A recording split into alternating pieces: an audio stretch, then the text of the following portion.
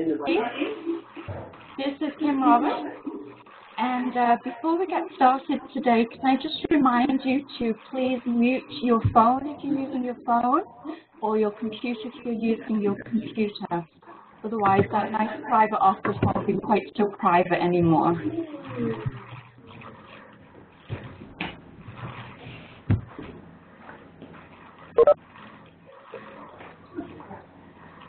Okay, so could everyone please mute their phone or computer?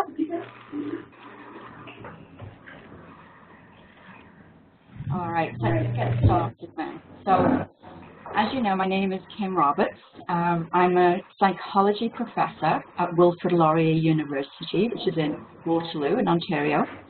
I've been studying children's memory, learning, forensic capacities for actually over 20 years now, which is quite a surprise to me, even when I think about that.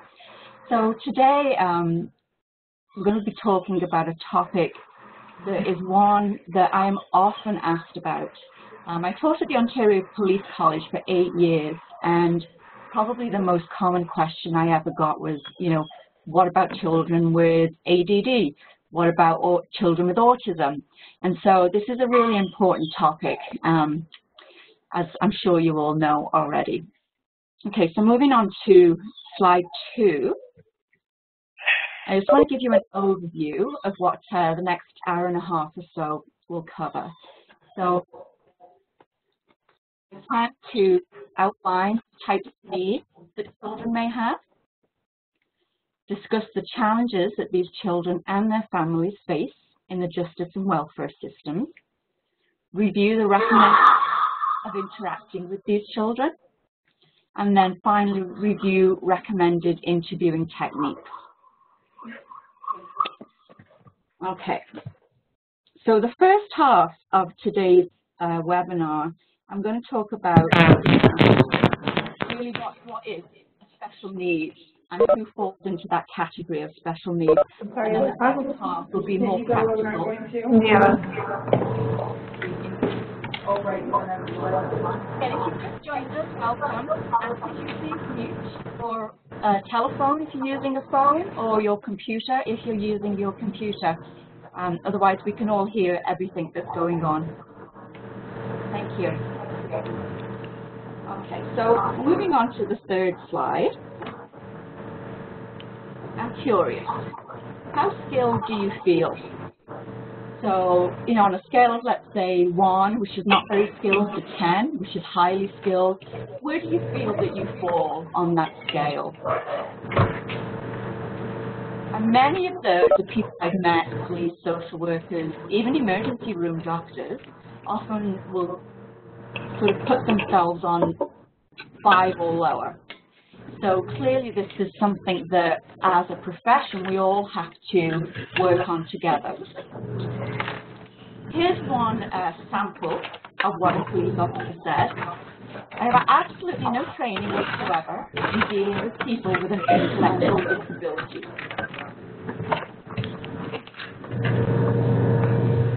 Training you have. And we've already done that skill, so don't worry too much about that. Hopefully, whatever you came, however you rated yourself, I hope you rate yourself a little higher once we're done with the webinar. Oh, yeah. So, do you know what this is? Resolution's not very good, I know. But this is a food processor, grater, blender, typical kitchen. It's called the Magic Bullet, and it reminds me of when my daughter was very young, and she saw a commercial on television, and it's about a baby bullet, which was the same thing, but basically it helped you to puree food for your baby. And she turned to me and she said, "Mommy, we have to buy a baby bullet." And I said, "No, we don't." And she said, "Yes, they just said you have to buy a baby bullet." So it kind of makes me chuckle when you think of how literal children take things. And children with special needs, it's actually one of the key features of them. They often take what you say very literally. It's really annoying. Could you please mute your microphone, either on the phone or the computer? Thank you.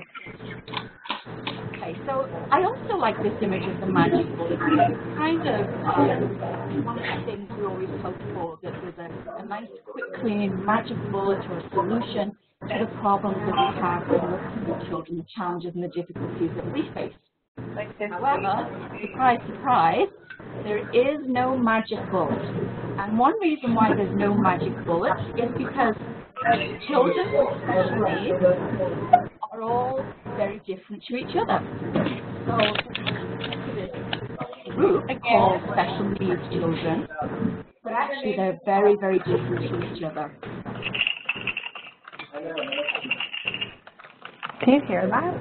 No. I'm just wondering, are you taking notes while you watch these things, or notes from the webinar?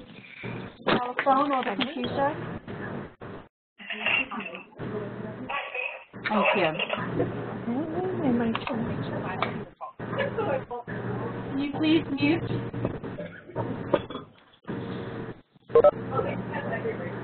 Okay, so given that there's no magic bullet, how can we proceed with the seminar on interviewing children with special needs? Well, these are the sources that I'm using to talk about things today. So first of all, my own experience interviewing, and yes, I mean my own mistakes interviewing. We all make them. You know, it's not the idea to have a perfect interview. That's not the goal of an interview. The goal of an interview is to enable the children to tell us stories about what did or did not happen. My involvement in cases with children with special needs, that means rather within mostly the justice system, but part of the welfare system as well. I've done a lot of work with social workers.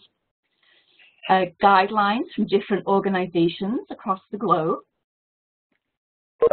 And I also want to talk a little bit about not just exceptional development, so children with special needs, but you'll find me also referring to normative development or typical development.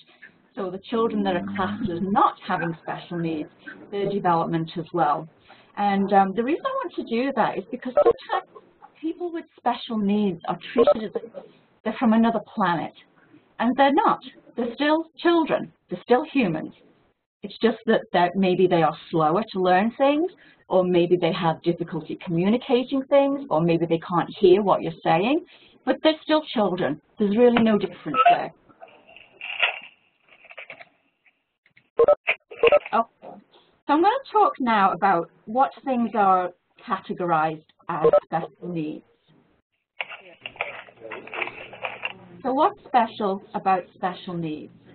Well, if you hear anyone talk about a child with any of these words, you know that there's probably a special need.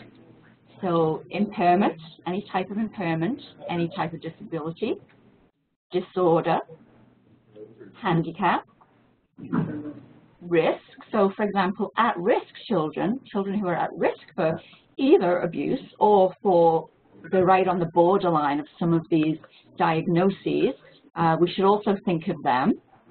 And remember that this could be children or adults. So, you know, you might have, let's say, a teenager who's 16, and normally we would speak to a 16-year-old as if they were adults. There's really no difference in our language that we use and so on. But a 16-year-old who has the mental age of 10, we're obviously going to change our expectations and think a little bit more carefully about the way that we talk to them, just as we would with a typical 10-year-old or younger. So here's some examples of special needs. Intellectual disabilities.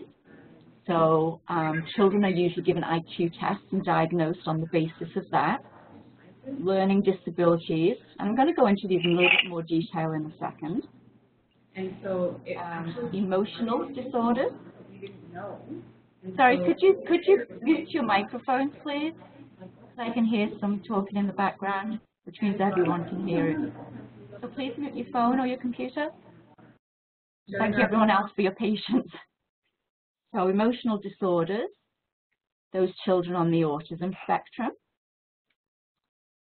Children with speech or language impairments, children with traumatic brain injury as well, and those who are gifted, children who are gifted. So they're at the opposite end of most of what we call special needs. These are children who intellectually work in a very advanced way for their age. And then finally, there's also physical and health impairment, which we would also have to pay attention to. They're a little easier to deal with because visually you can see what a child would need. So a child with spina bifida, for example, may need a cane to walk with. Someone who's deaf, you may need to always look at them when you speak to them so that they can read your lips. It's the other ones above that are harder because they're often the more psychological needs, and they're the ones that are harder to work with. Okay, so just moving on. So I'm going to take the first 5 of these: intellectual learning, emotional disorders, autism, and speech language impairments. I'm going to focus the webinar mostly on those. On the traumatic brain injury kids, they will mimic one of those as well. Okay, so moving on to intellectual difficulties. So technically, the definition is significant limitations in both intellectual functioning and in adaptive behavior as expressed in conceptual, social, and practical adaptive skills. So this is an all-round difficulty. They're not able to function as fully fledged people in society. They either don't understand conventions or they can't use inference, put things together. It's much harder and takes very intensive treatment. For a child to be diagnosed with an intellectual disability, they have to be diagnosed before the age of 18. So this is considered to be a developmental disorder. And as I mentioned before, IQ tests are the main basis for diagnosing. So let me just show you this distribution here. So you may have seen this before. It's a very typical picture. This is what we call a normal curve. And for many different psychological and behavioral aspects of our lives, the population follows what we call a normal curve. So you can see that at both ends, there's a small percentage of the population, and as you move towards the middle, you get a higher proportion of the population. And so most people would fall within those two middle lighter purple segments. So the 34.13 is on the lower side of average, and then the one next to it on the right-hand side is on the higher side of average. If you look at the ends, the left-hand side, you can see 0.13, 2.14. These are the children who would meet the criteria for intellectual disabilities. So you can see here, this particular chart was taken from Stanford Binet, which is one intelligence test. There's others. The Wechsler is another one that's used quite a lot, but there's still more. So they're your children with intellectual disabilities. So moving on now to children with learning disabilities.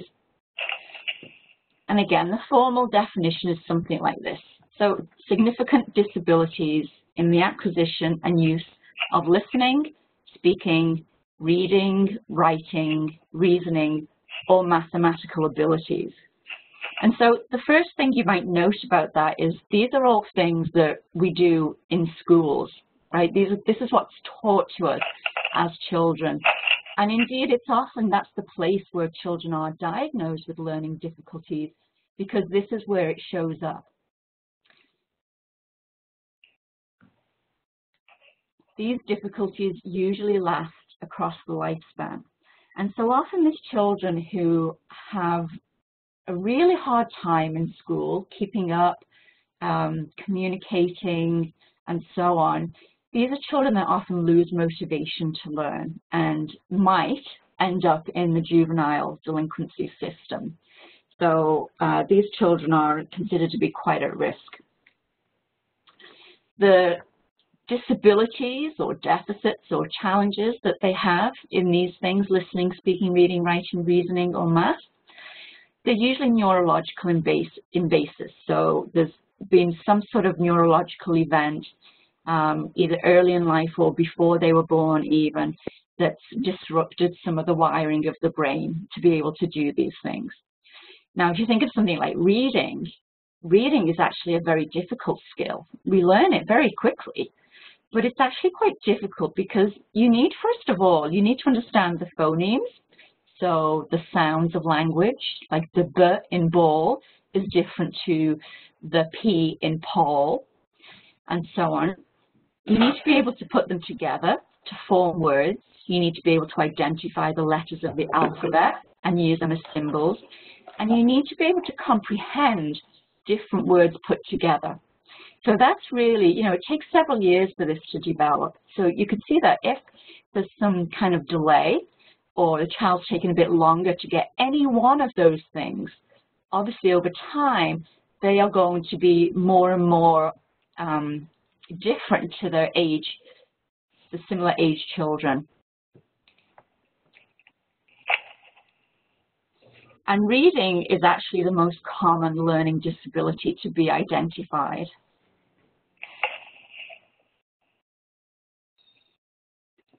Okay, so moving on to emotional behavioral, just take a quick sip here.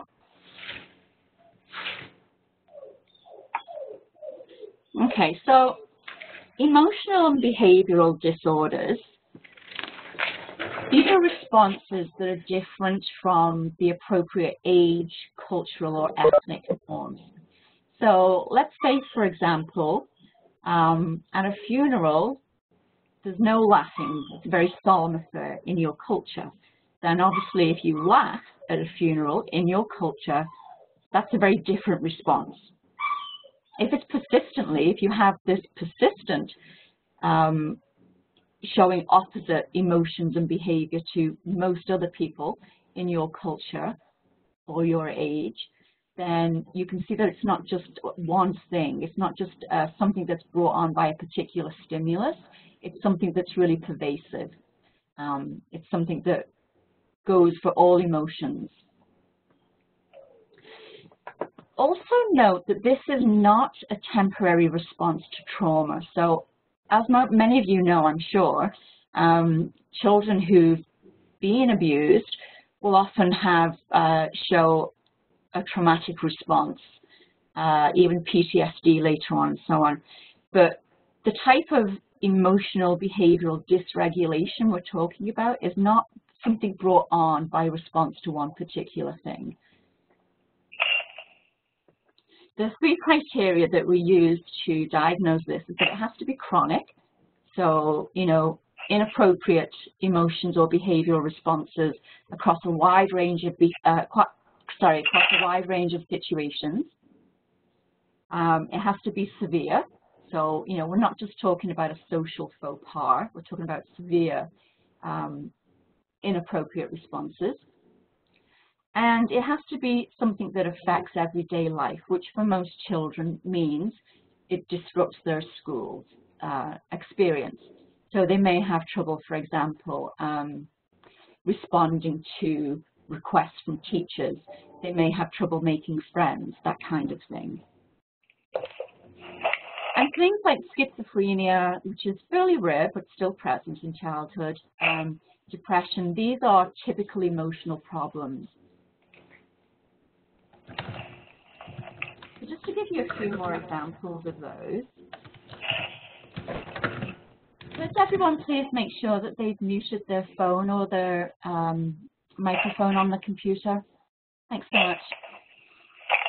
Okay, so some typical behavior that you might see with children who have who are showing these behavioral disorders is, you know, what we might colloquially call acting out, being disruptive, being antisocial, being aggressive, and often the aggression seems to come from nowhere. It's not clear what the trigger is or why there is an aggressive response. They can be destructive. And on the sort of other end of things, they can withdraw. So rather than, having these very large behaviorally sort of overreactions to things, they can underreact as well. So they can decide to withdraw, which again is very problematic for their social skills and for making friends. They may lack these social skills. They don't know, simply haven't learned how to make friends. They may also be daydreamers. And again, we're talking about something that's chronic here. We're not just talking about the odd time that, often when we have some sort of problem to think about, it looks like we daydream a lot, and we're really just processing this problem that we have. That's a temporary thing.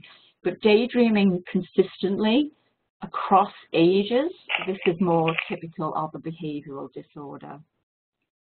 And depression also. Actually, depression should be in the emotional list. I'm not sure quite why it ended up there.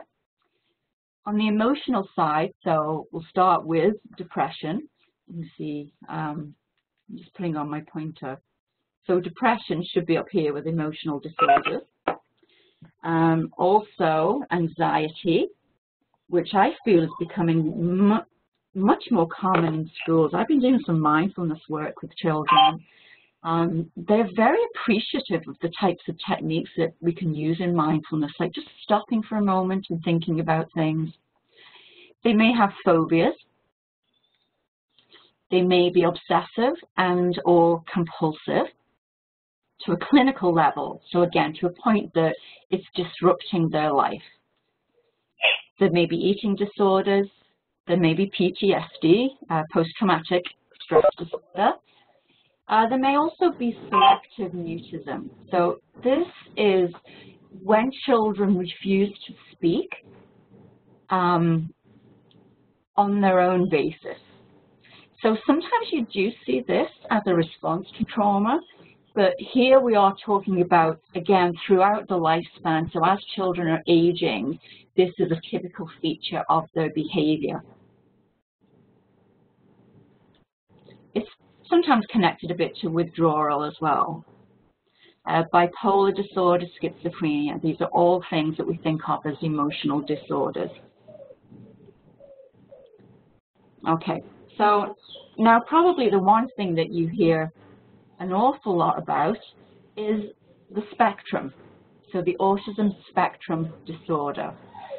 So the reason that it's now classified as a spectrum is that instead of diagnosing children separately with, let's say, autism, Asperger's syndrome, pervasive developmental disorder, these are all now considered to be basically on the same disorder but at different degrees. So you can see on the left-hand side, severe autism. So this is very profound difficulties children have. Non-verbal children, children who don't talk, who do not enjoy any type of social contact. And then at the other end, you have those who are high-functioning autism or those who are diagnosed with Asperger's. So this, again, is children who there's just something odd about their social behavior. They don't engage in it, they don't seek it out, they don't look for it, they don't respond socially.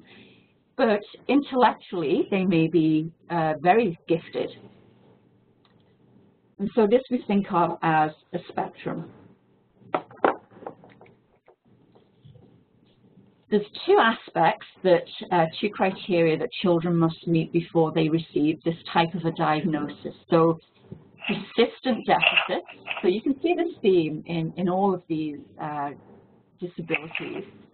Persistent deficits in social communication and interaction, so inappropriate behavior or just simply not liking any type of social behavior, and restricted repetitive patterns of behavior, interests or activities. So I'm sure you have many examples of this. So one child that I know quite well, he's 15 now. He's towards the severe end of autism. He loves flapping. So by flapping, he'll take a piece of paper or any type of, flat object like that, and he'll basically wave it like a fan. And he'll do it for hours and hours at a time. And his parents are trying to stop him doing that, because once he starts the flapping, his attention is only on the flapping, and they can't distract him for other things like schoolwork. Also, children may have very, very specific interests. So, you know, a particular type of dog they may be obsessed with, but not all dogs. And most of these children, these disabilities show up around 12 to 18 months of age. And that's a lot better than it used to be, because it used to be only diagnosed around age 3. And often that would be the times when parents report that their children have regressed. So a 3-year-old could be talking fluently, interacting with his parents just fine one day, and the next day his language is gone. It's much better now that we can diagnose a little bit earlier, because the brain, the earlier you can diagnose something, the more flexible the brain is. So the younger the child, the more flexible the brain is to compensate for some of these things. So if a 6-year-old starts therapy and a 3-year-old starts therapy, the 3-year-old is probably going to get more out of that therapy, because their brain is more able to rewire itself to what's being instructed and practiced with them.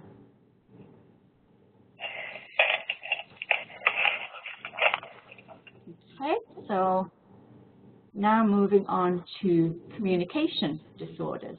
So communication disorder such as stuttering, impaired articulation, so not being able to pronounce words properly, a language impairment, or a voice impairment. A voice impairment. And once again, this is not something that's temporary, so it's not mutism in response to trauma. This is something that, again, is with the child all the time. And again, we look for these 3 factors: that it's chronic all the time, that it's severe, so it's something that happens either very frequently, or when it does happen, it's very severe the way it happens, and also that it's affecting everyday life, so it's not adaptive at all.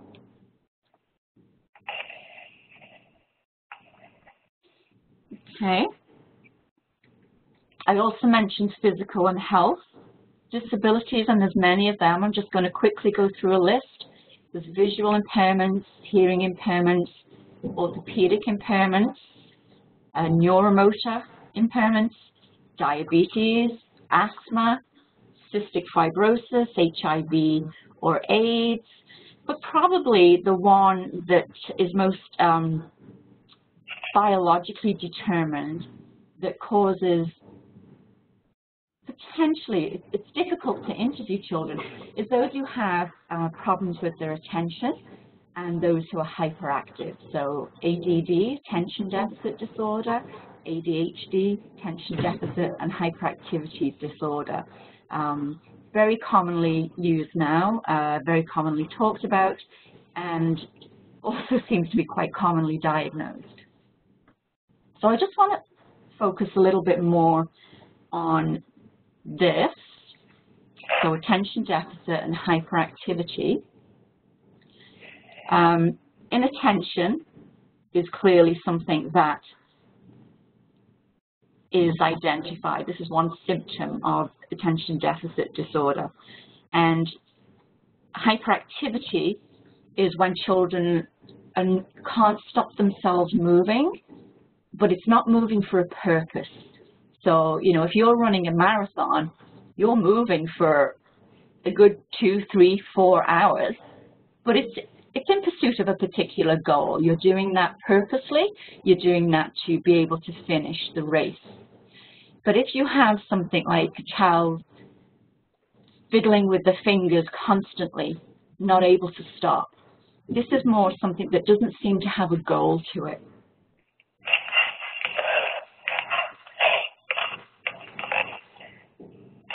Once again, this idea of persistence comes into it.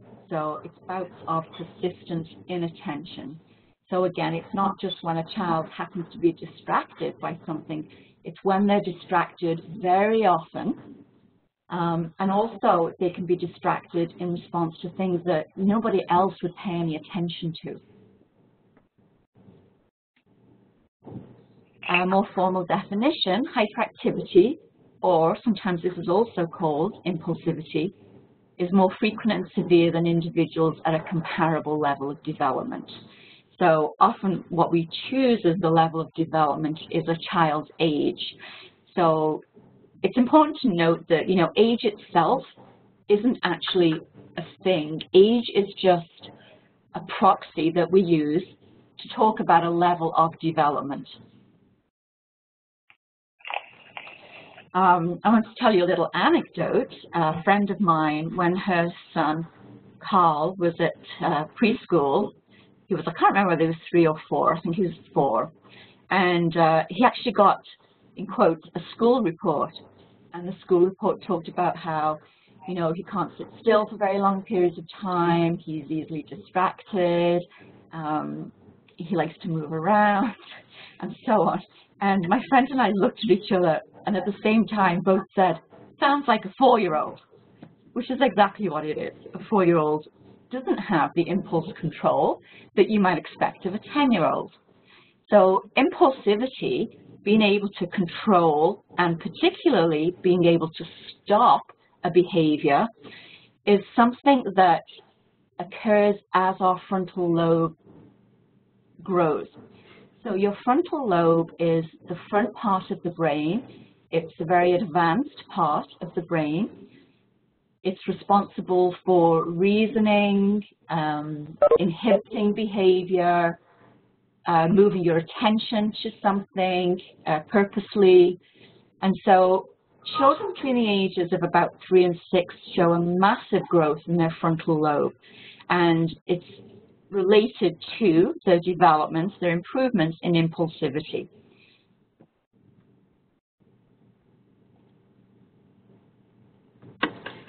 Okay, so that's really covered a very broad group of special needs that children may have.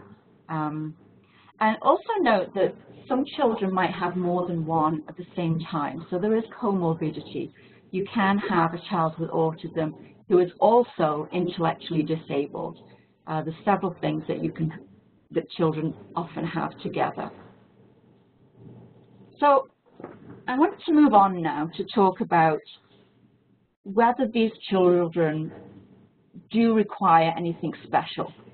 So how vulnerable are these children? And the sad fact, if you look at surveys, is that individuals with disabilities experience higher rates of violence than people without a disability. So this survey was from the US, and these were adults actually reporting about being assaulted or abused, and the rates are most definitely higher. They're 3.44 times higher. So individuals with disabilities are triple the chance to be victims of abuse than children without disabilities. So that's really quite a high number, I would think. So almost triple. More than 70% of them reported that they've been victims of abuse. That's almost 3/4 of a population, right, of individuals with disabilities. And 90% of them reported that they've been abused repeatedly. Now, this is probably not surprising if you think that the more dependent someone is,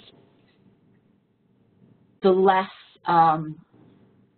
what are the words I'm trying to look at? The more at risk they are of being abused, right? And in terms of access to justice, so not only are these children, these adults, at risk for abuse more than the rest of the population, but their access to justice isn't equal either. So approximately 63% did not report the abuse. A third said they didn't know how to report the abuse, which is interesting. Even when the abuse was reported, more than half of them said that nothing had happened. And this is a very familiar story. Very often, the Crown prosecutors in Canada, prosecutors in other countries as well, they won't go to the trouble of taking a case to trial because they know it's unlikely that there'll be any conviction. So I forget the actual legal phrasing of it. It's like no chance of prosecution or something like that. We'll come on to those reasons why in a moment, about why the testimony of children with disabilities is considered to be not good enough to proceed with a trial. And in less than 10% of the alleged perpetrators were ever arrested. So we have a group of children who are vulnerable to abuse, not just because they are dependent on somebody, but because they're also unlikely, the perpetrator is unlikely to be convicted. Now the situation, oh sorry, just as well, yes, only 39% of these people ever received therapy. So, you know, again, these are US stats. The situation in Canada is not much better. So I'm involved in something called the Seeking Justice Project, and I'm doing this in collaboration with Dr. Catherine Stewart. She is a professor at Wilfred Laurier, like me. She's at the Brantford campus, and I'm at the Waterloo campus. The study we're doing is we're trying to find out perceptions of parents, families who have been in the justice system, whose children have alleged abuse or they have suspected abuse, and Crown attorneys as well, who have also been working with families and deciding whether or not to prosecute. So we're trying to find out why these cases aren't prosecuted. So what are the stumbling stones? And what is the experience of these families and these parents? It's funded by the Social Science and Research Humanities Council, which is a national research organization. And so basically what we've been doing is looking for parents or prosecutors who have this experience. We really want to hear what their experience was with the criminal justice system in particular, as well as other services. And our goal is to be able to use this to change things. We've been in contact with many agencies, many police units, really all the places we could find were interviewing children forensically or for investigation purposes takes place. So if any of you know families who have gone through this, feel free to mention this study to them, and if they'd like to get in touch, they can. There's emails here, or there's my phone number as well. We can only give them $40 as compensation, but again, hopefully the real compensation will be improving the legal system.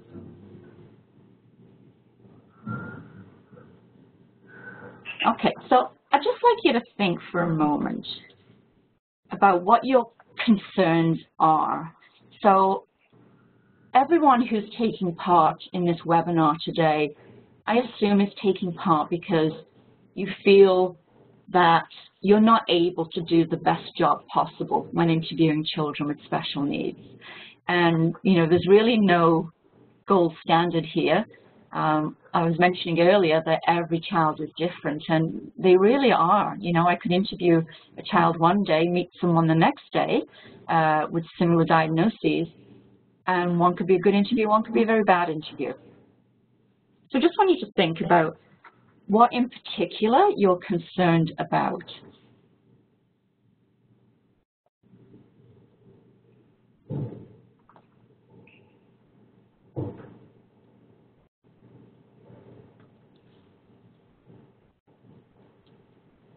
Okay, so here is a very common statement. My victim is developmentally delayed. What am I supposed to do with this case? So this is a quote from a police officer. It's been discussed by William Marshall, who worked in the Special Victims Unit in Spokane. And this is what he often gets asked. What am I supposed to do? And really, what we need to do is break it down into what those concerns are so that we can strategically work on them one by one. So one concern is the interviewer is not sure that she has the skill set to properly interview children with special needs. There seems to be very little training I can find in Canada of training of children, training to interview children with special needs. Training to interview typically developing children is not great. There's much more training that needs to be done across the country. And so, you know, a specialist type of training, when we're talking about children with special needs, is going to be even worse, even further behind.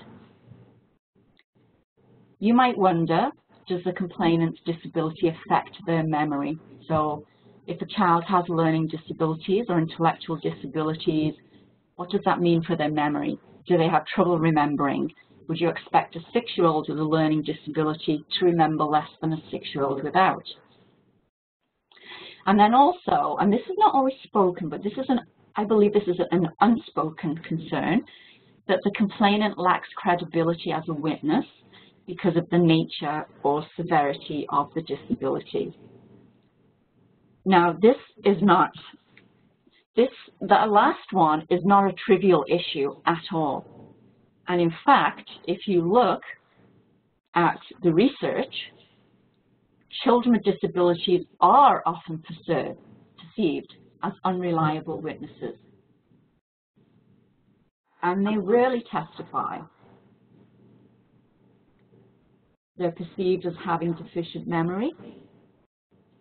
They're perceived as being suggestible, or perhaps a better word would be compliant. They're perceived as being very compliant. So if you think of, for example, a child with Down syndrome, they have such a lovely disposition, but people would think that they would comply with things because they have this lovely disposition. And also, they're perceived as prone to confusion. So many children who've been abused and make allegations, the allegation is often defended by claiming that it was something done in the process of caregiving, so intimate care, and it wasn't necessarily abuse. And so some people like to put forward the view that children with these disabilities would not know the difference, would not be able to read the intention, the purpose, the willful behavior of someone who wants to abuse them versus care for them.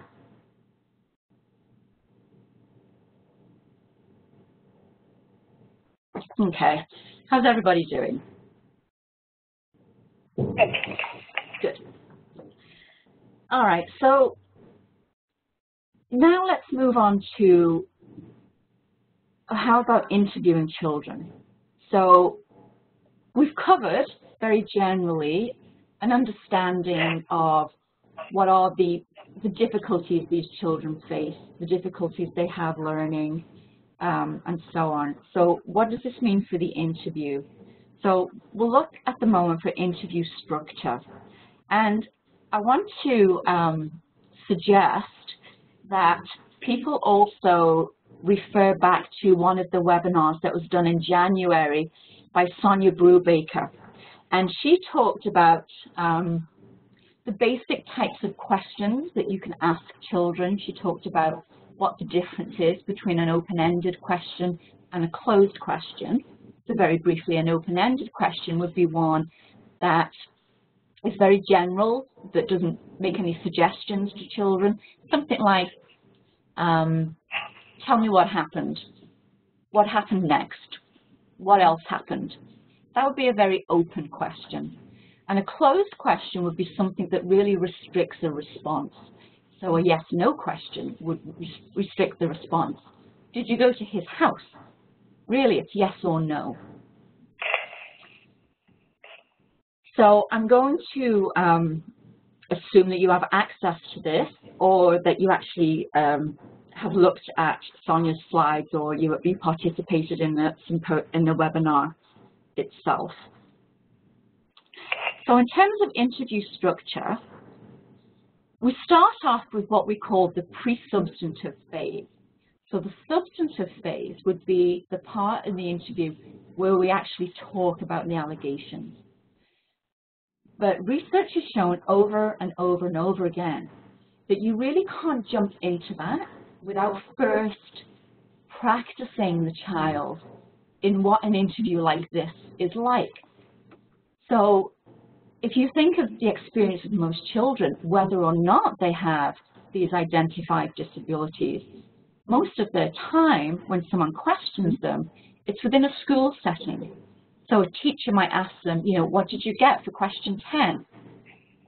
And in these cases, the teachers usually know what the correct answer is. So the children are being tested. And obviously for education, that's fine. That's definitely, you know, a way to measure how much children are learning, to identify areas they might need to spend more time on. But in this type of an interview setting, we're really reliant on children to talk to us about what might have happened. We have to warm them up. And so there'll be several steps before you jump into talking about the allegations. So the first recommendation I would make is gathering relevant information about the child. And I will expand on this next. Preparing the environment. So by that I mean making sure that wherever you want to interview the child, it's an environment that is safe, that they feel safe in, where they're comfortable, and where you're able to do any audio-visual recording that you might need to do. Then introductions, so introducing yourself. It's always a good idea to use ground rules, which basically means you ask the children to promise to tell you the truth. That's often good for evidential purposes.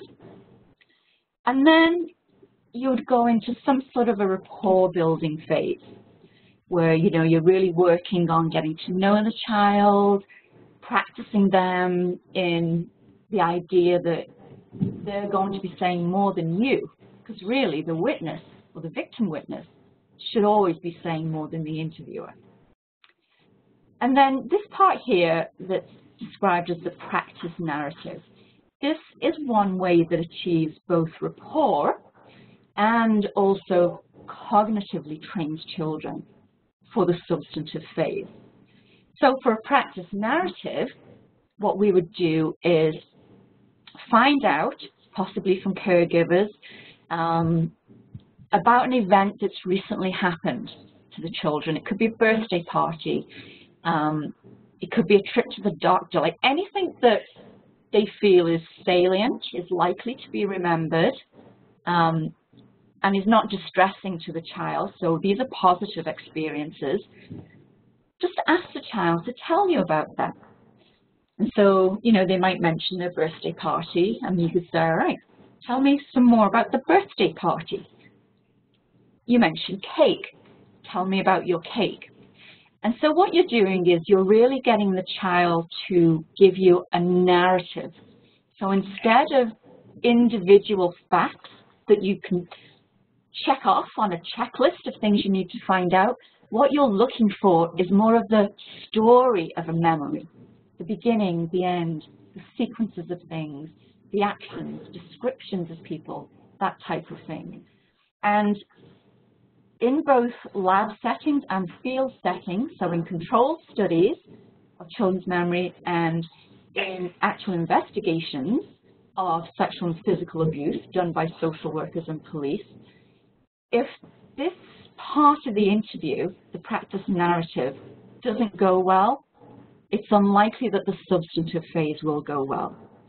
So it's very important to have children feel comfortable talking to you before you move on to the allegations.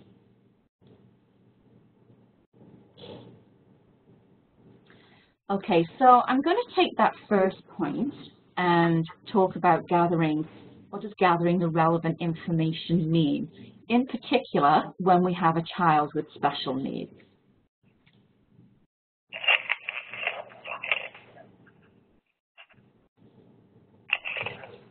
So this might be looking for things like, how did they actually come to your attention? So how was the disclosure made? Who is it made to?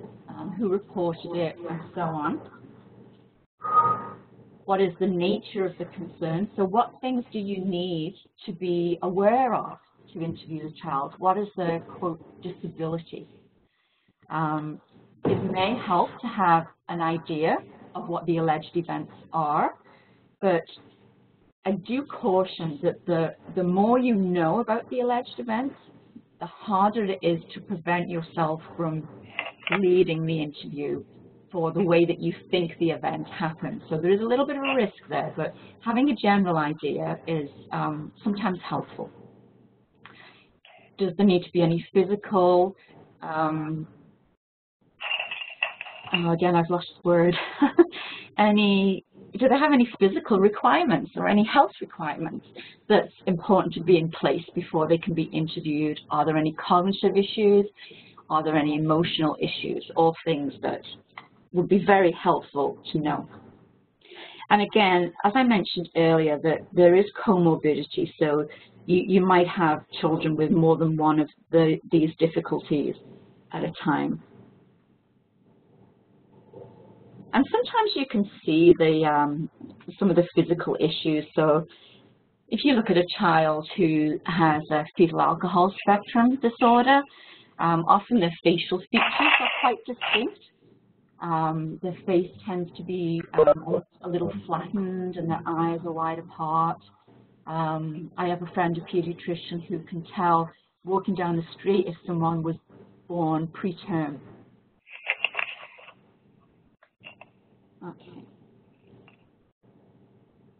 Another important aspect is to find out what is the child's care situation. So this will depend on the severity of their disability. It helps you to understand the context.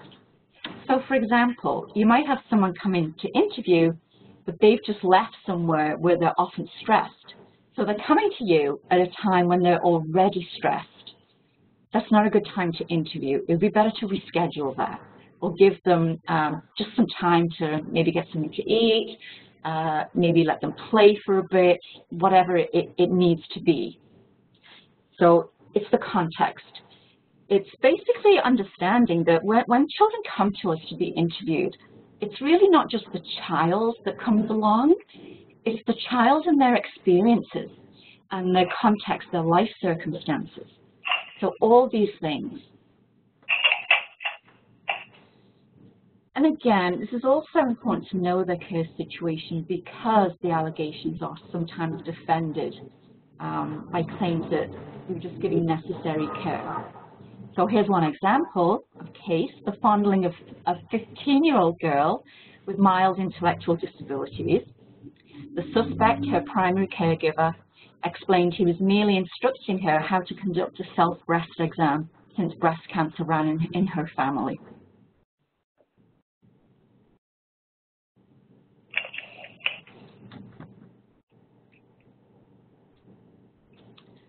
Okay, the environment. So knowing what sort of an environment is a positive experience for these children will be very helpful. So what things or places calm a child? So as I mentioned earlier, some children on the autism spectrum like flapping, they might rock and rock and rock. And really apart from, unless there's audio issues and you're trying to record and you can't hear the child, these things are soothing. What the children are doing, they're self-soothing. So as long as they're not overly distracted, and again, as long as it doesn't affect the audio, you might want to just let them go with that behavior.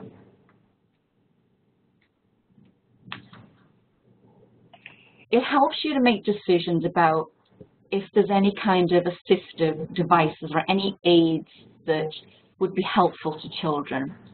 So one example is comfort drawing. So children who draw just for the sake of drawing during an interview, so this is not a time when we're asking them to draw what might have happened. So the drawing is actually nothing to do with the allegations, but just to let them cry on for a little bit while they're talking to you actually seems to be quite helpful. Now, there is a couple of caveats to this. The drawing really needs to be for comfort only and not used as a device to elicit details. And also for the interviewer to refrain from using the drawing to ask questions, because they're often quite leading. So maybe a child has drawn what you think is a mom figure in what you think is a house, and you might want to confirm, so your mom was in the house, was she? So these types of questions are very bad. They're leading, they encourage compliance, and they also shut down children who you've just spent 5–10 minutes training how to describe things. So you don't want to undo all of that good work that you've done. A couple of other things about context. It might be helpful to know about any medication children are on and how that changes their behavior. This is a very personal decision for families to make. Lots of different opinions, and really every family does what is best for their particular child. It might be helpful to know what else has happened that day. Where are they going next? So what would be the next stop? When did she or he last eat? Do they usually nap? In which case, when are they? Because obviously nap time is not a good time to do an interview. It's interesting that when the early work was done on aging and cognitive decline, so our brains get worse as we get older, was the conclusion that these studies came to. It actually turns out to be something of an artifact, because what happened was that undergraduate students or graduate students, so young people, doing the research with the seniors, they have that typical go to bed late, get up late, circadian rhythm. So you often see this in beginning of the teenage years. It's basically because the brain is working so hard to rewire itself and be efficient. And so undergraduate students wouldn't do their studies until later in the day. And of course, later in the day is when seniors need rest. So a lot of these seniors, it would be nap time for them. So they're really being tested on all of these cognitive memory tests at the worst possible time. So it turns out that the decline is not quite the decline that we once thought it was. It's more of a change. Are there any changes that could have caused the change in behavior apart from any abusive events? Has anything happened that might have increased their chance of victimization? So all of these things will help you to make decisions about when it's best to interview a particular child. And very often, you may need to reschedule. So in general, and I think everybody knows that the sooner you can interview someone, the better, because memory is best soon after an event. And that is true. But if the memory is good and the child is not motivated to talk to you, there's also no point doing anything. It would be better to have the child be comfortable and then do the interview.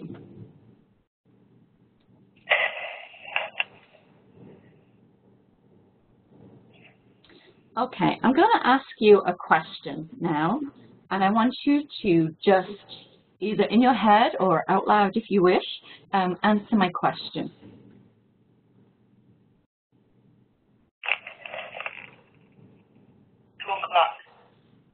2 o'clock. 2 o'clock. Thank you. Okay, so this is exactly the appropriate response. right? In our culture, if someone says to you, can you tell me the time? You know what they are asking you is, tell me what time it is. This is the polite way we put together to ask someone for that information. But one thing that is common with children with these types of special needs is that they take things very literally. So a question like, can you tell me the time, is interpreted the same way the question, can you stand on one leg, is interpreted. The answers are yes, I can tell you the time, or no, I can't tell you the time. The actual social intent is not understood. So any child that has any language or communicative issues, such as children with autism who don't like to engage, can interpret this as a literal question. So it's important that whenever a child gives a response to a question, that you always ask them to expand on what they've said, because this way you can figure out whether they understood what you were asking. So sometimes you can get an answer from a child, but they actually didn't understand what you were asking them. This example here, the fire alarm went on.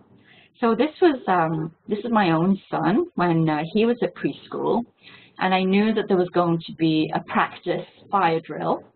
And, you know, often they're a little stressful for children. There's loud noises, it's very sudden, you know, you have to get out of the building. And so I was asking him, you know, has anything unusual happened today? You know, what happened today? What else happened? And at no point did he mention the fire drill. So I assumed it didn't. The fire alarm didn't go off. And I eventually asked him, did the fire alarm go off? And he said no. And then later on, he's talking to me about being outside. He's talking about the teachers having their coats and putting their coats on because it was cold and they were outside and they couldn't go inside. And I said to him, but you said the fire alarm didn't go off. And he said, no, Mom, the fire alarm went on. And I just thought to myself how very, very right he was. Yes, the fire alarm went on. You press a switch and something happens, like a light. You switch it on. And it made total sense to me. It's so logical. But we don't speak like that because we have conventions about the way we speak. So we would say the fire alarm went off. So again, it's only when children can expand on what they mean that you can really get to the heart of what they are able to communicate with you. Another common thing is something known as echolalia. So this is basically, just take the echo part of this word, it's echoing things that were said. So, and children without identified special needs can do this too. If they're asked something like, was it your mom? They could say, it was my mom. Now, the child is either saying, yes, it was my mom, or potentially the child could just be repeating what they've heard. They might even just say, my mom. So again, tell me about your mom. Tell me what happened with your mom. Something like this to get them to open up a bit more so you can know whether they're just repeating you or whether they're actually describing something. And again, the boy I mentioned earlier, Jack, my friend's son, he does this a lot. So when you're asking him a question, you need a lot of patience because often he'll just repeat the question. And you have to keep asking until he finally answers it. And then also keep in mind that there's nonverbal ways to communicate. So if we nod our head, we mean yes. If we shake our head, we mean no. If we cover our face with our hands, we need some sort of privacy for some reason. So there are nonverbal ways that you can pick up on things. Children might also do sign language, in which case, if you can do sign language, that's great, or you need an interpreter. Some children have sign or symbol boards that they can use, so they can communicate that way without speaking.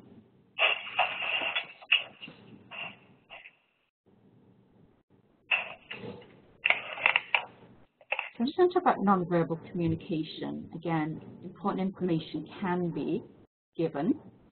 Some children do have assistive devices. Gestures can be used. Now, there are evidence-based recommendations, but one thing I'd really like you to know is that the research that's done with children with special needs, they are a particular portion of this population. And so in general, they're usually the high-functioning children, children that are verbal, and children that are cooperative, or at least mildly, only mildly antisocial.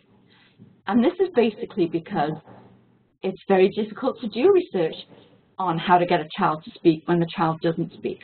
So we're trying to find out if memory is equivalent in children with autism versus children without autism. We really need to know what they remember, in which case we need them to talk to us. So a lot of the recommendations are based on this very narrow portion. Our friend Jack, he has a lot of trouble communicating. He loves to swim. So in the summer, in the pool at his house, he will go under the water and stay literally for minutes under the water. He's perfectly safe.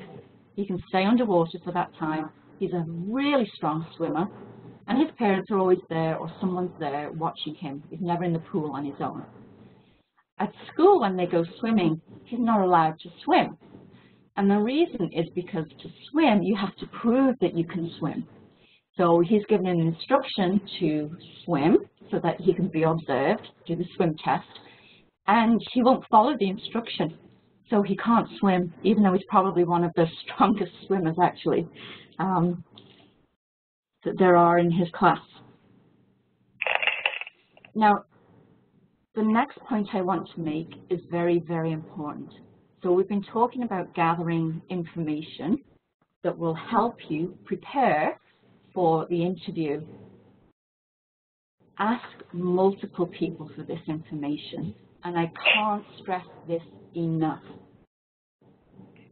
You will get different information from different people. You don't want to have to rely on labels. You rely on labels, you might find that people disagree on a label. So maybe a child has been diagnosed with a learning difficulty. How was that diagnosis made? Was it made by a professional? Was it made by a school psychologist? Was it made by a parent? Was it made by a counselor without the right level of training? Again, you really need to know, don't just take the label from one person. Sort of find out from multiple people as much as you are able. Find out what do they mean by this term. And remember that terms change over time. So our language is often changed to be more positive. So, we used to talk about certain groups of the population with a certain word, and then at some point that word is phased out of the population. It's considered inappropriate, and a new word is used that's more positive. So again, over time, these labels change. So what one person means by one label is not necessarily what another person means. If you have children of your own, you will know that parents and teachers see very different things in their children. The child a parent sees at home is nothing like the child the teacher sees. So often when there's parent-teacher conferences, there's some very different opinions in that room about the child's capabilities and behavior.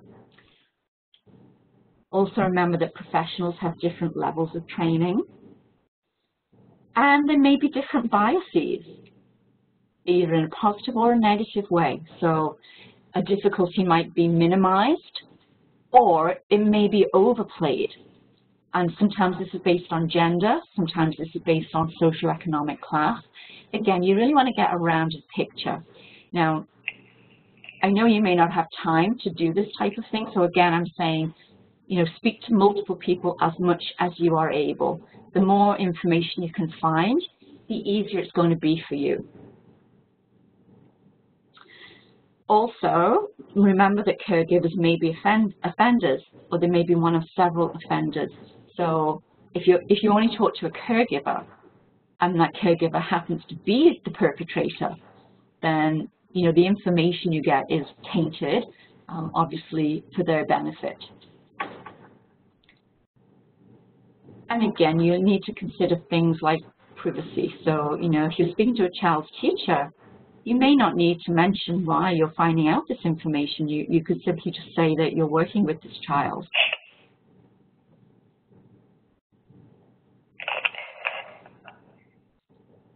Okay. So I mentioned before, at the end of the pre-substantive phase, there's this reporting and practice narrative. And I just want to speak a little bit about that, because this is really the very best thing you can get from your children, right? The narrative. So rapport building. Again, you can ask different people, what does this child like? Do they have any interests? What toys do they like to play with? What sports do they like? And their interests. And then if a child doesn't volunteer something while you're building rapport, you could move to one of these things. So I heard you like hockey. Tell me about playing hockey.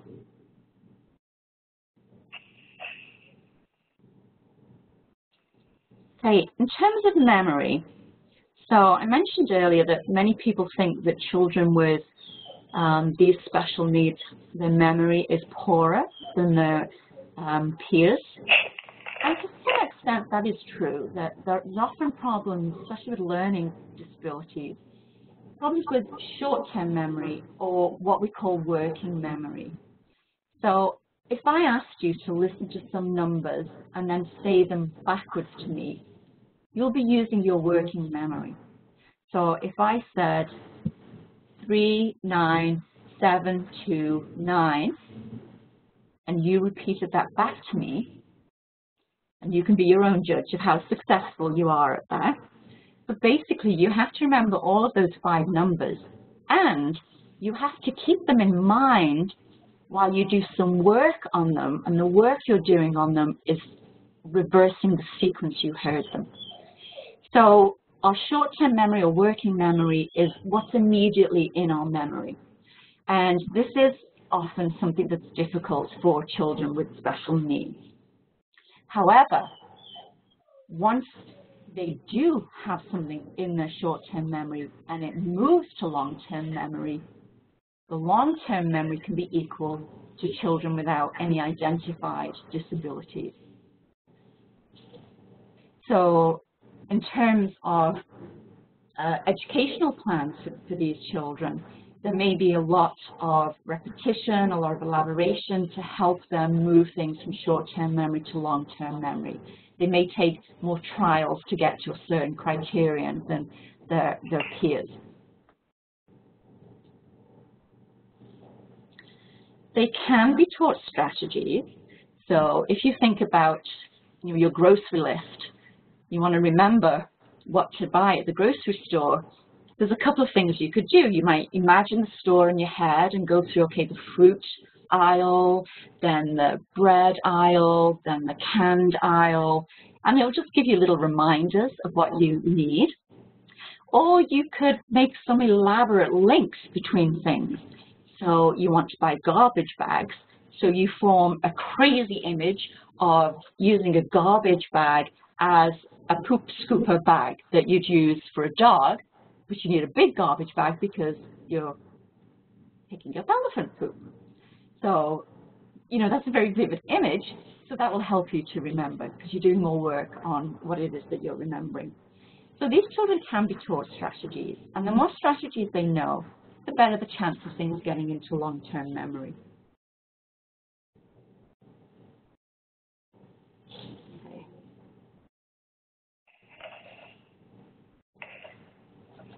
So I didn't think but I'd take up an hour and a half, but obviously I'm getting there.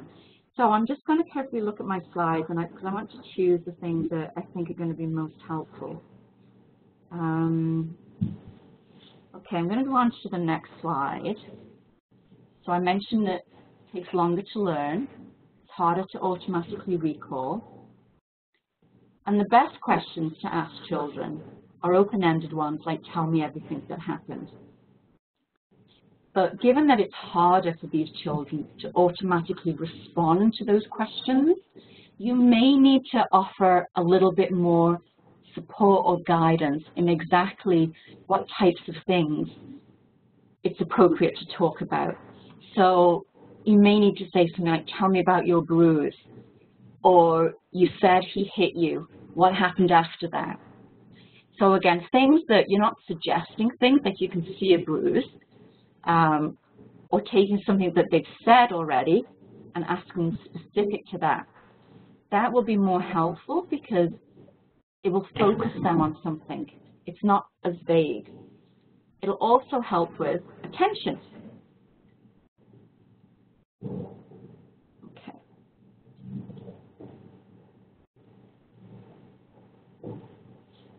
I'm also going to skip this slide. If there's time for questions, I can go back to it at the end. One of the things that is not a symptom of a learning disability, but it can often be a consequence of a difficulty, is children's motivation. And this can really work against you in an interview if a child is not motivated to talk to you. There's lots of studies on children's non-disclosure in interviews. They may have no interest. They may have learned that there's no point answering questions. There's no point trying to remember things because they do so much worse than their peers. They may have a lack of faith in themselves. So a couple of suggestions for this is to constantly remind them of what the topic is that you're discussing at the time. So you're telling me about your dog. So keep referring them to whatever the topic is. Keep them on task as much as you can. You may need to shift a topic if they get bored of one. But I would say signal to them. Make sure they know that you're switching topic. Otherwise, there may be misunderstanding in what you're talking about. Now, I know all about your dog, Patch. Let's talk about your walk with Patch. What happened on your walk with Patch? And then lots of encouragement. And again, this might be something that you learn while you're preparing, while you're gathering information. You know, how responsive are children to different types of encouragements. I can see you're working really hard to remember. Now, it's important not to tie the encouragement to the content of what they're saying, because an easy defense would be that you're encouraging them to talk about the event that never happened. And I've seen that happen on many occasions. So make sure it's something that is really nothing to do with the substance of the allegations. So, you know, you're sitting still, well done. I know that's hard for you, things like that. Okay. Let me just see.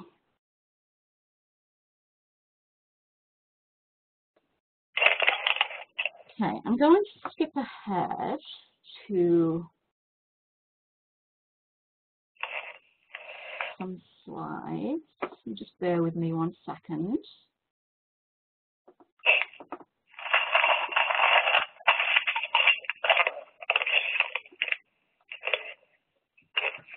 Okay. Internalizing behavior. Do you remember earlier I mentioned that some children with behavior problems are the opposite of the acting out type? They withdraw, they keep things inside. So these are some things that might be typical. So socially, they're very withdrawn, they have phobias, they may harm themselves. They're at a very high risk of depression. So what do you do when someone is inside themselves like this? Well, first of all, do they have to like you? And you may think, yes, they do, because you want good rapport. You want rapport all the way through the interview.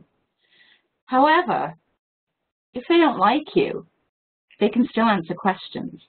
So try not to beat yourself up too much. You can always reference the environment in positive terms. So I know many of you will use something like, this is a safe place, which is a great thing to say for children. This couch is comfortable, it's just you and me here. Like any way that you can sort of make the environment a good place for the child to be. And you may even want to describe your own positive emotions. I'm glad you're here with me.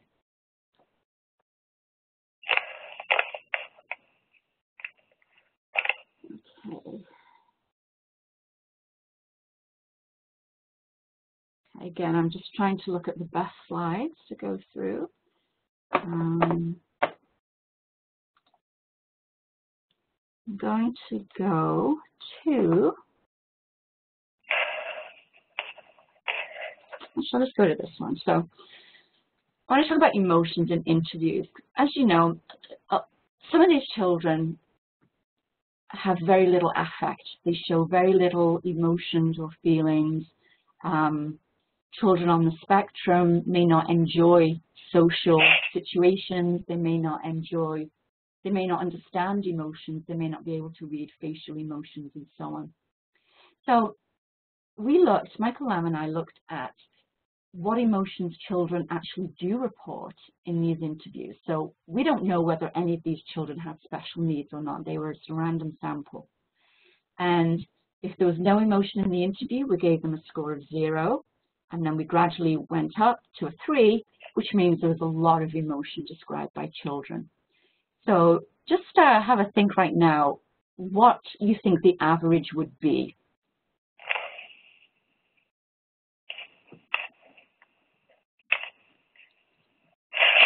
So confirmed accounts, so times when we knew for sure children had been abused. So there was some medical evidence, there was a witness or a recording, or cases where there really was no doubt that these things happened. The number of emotion, the amount of emotion, was a 1, which signifies a weak presence of emotion in those interviews. So the fact that a lot of these children don't mention emotion is really not such a big thing. Children with autism will often do something rather than ask something. So it's good to have the appropriate expectations about affect and really not worry about them. You can still use the child's name. Like there's other ways of getting this sort of social communication.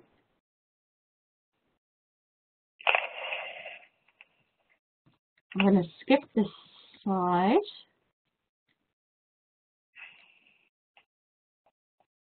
So some children with learning difficulties may not be socially skilled.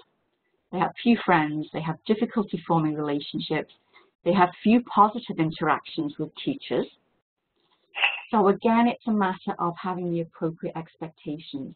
And if you've been able to do a really good job with background research, if you have the time and the ability, the opportunity to do that, you'll have appropriate expectations. I'm going to skip this next slide. It's about mispronunciations. And go on to other suggestions. So a lot of these children will not be able to follow along with a conversation. So it's always better to use a concrete word or a term as much as possible. So by this, what I mean is, if you're talking about mom, say mom. Don't say, what did she say? Say, what did mom say? Because often with things like these pronouns, there's a lot of confusion for these children. And actually there is for even children without special needs. I would always recommend this for all children, is to be as concrete as possible, just to prevent any misunderstanding. You might want to keep the sentences as short as you can. And it's very important to follow up all responses just to make absolutely sure that the information that you think you have from the child is actually what they've intended, what they've meant to communicate to you. Allowing them time to answer as well, giving them a little bit more time.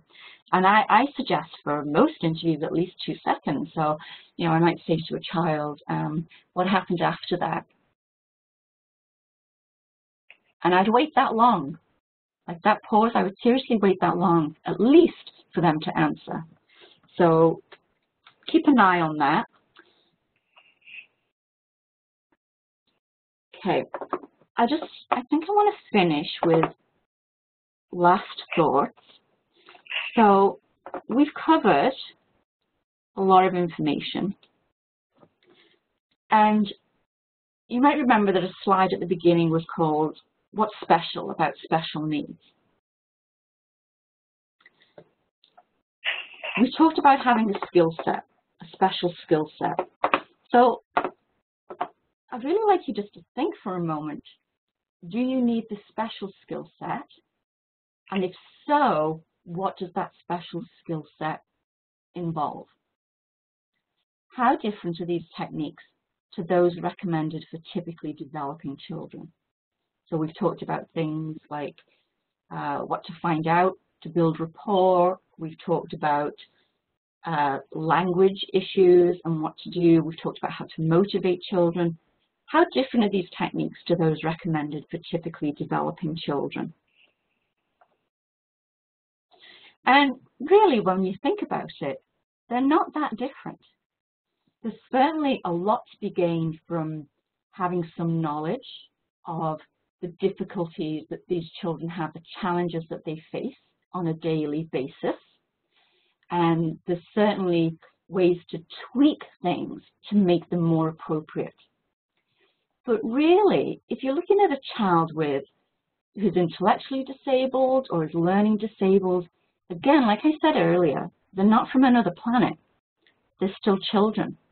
They may be functioning at a level lower than their age would suggest, but they're still children.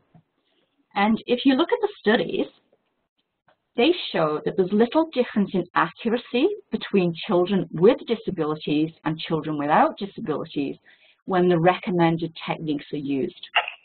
So a good interview technique is a good interview technique regardless of whether you're interviewing a child with special needs or not.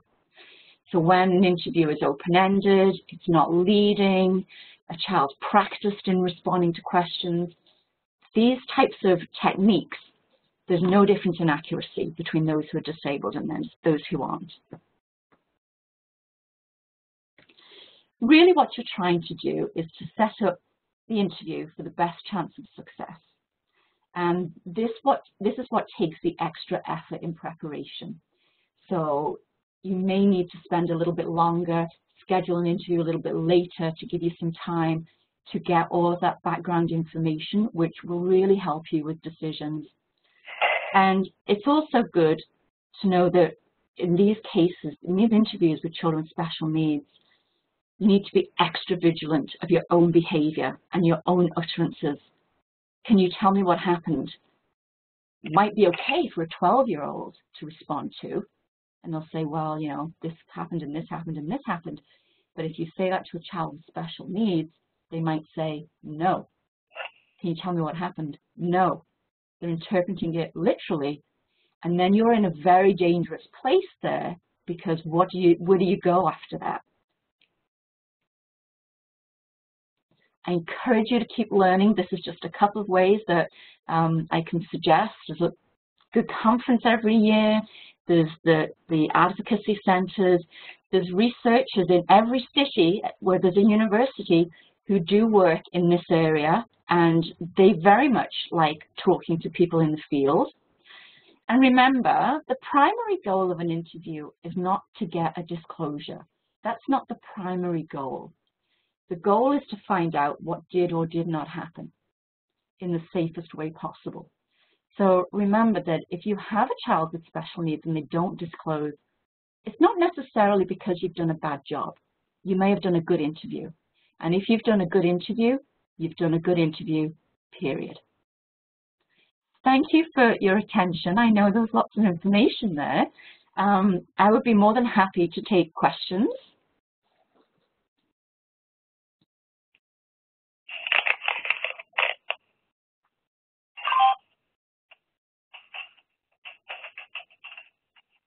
Kim, we have one question that is, suppose during a forensic interview, a child starts making a disclosure at the beginning of the interview prior to completing ground rules and practice narratives. I usually do not shut it down and let the child go with it. Curious on your thoughts. Okay, that's a very good question. And it's a judgment call. And obviously, if a child is traumatized and just wants to get it out, then it's the most ethical thing to let them get it out. However, children will never know exactly how much information you need. So children remember things really well when they think about the gist of something. So basically, overall, what happened. Whereas you might need to know a little bit more about that. You need to know how it happened. How did they get together with the perpetrator? What happened first? What happened after that? Exactly where were you touched, for example? These are very, very small details, but very important details that you need to know.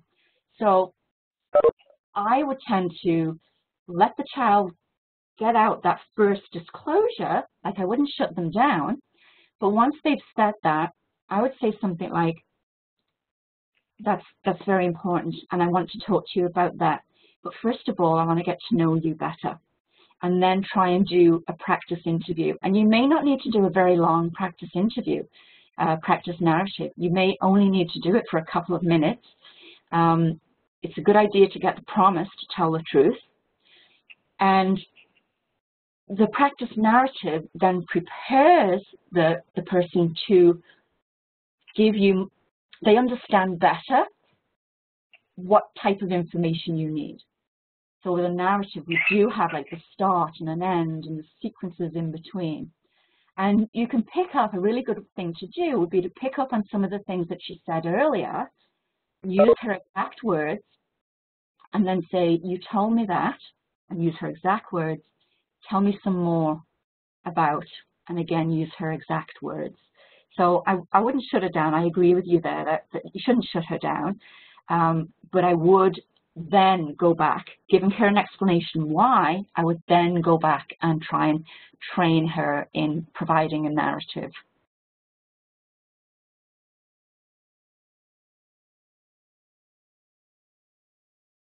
I think that's it. That's it? Yeah. Well, thank you very much, everyone. Please feel free to email me with any questions.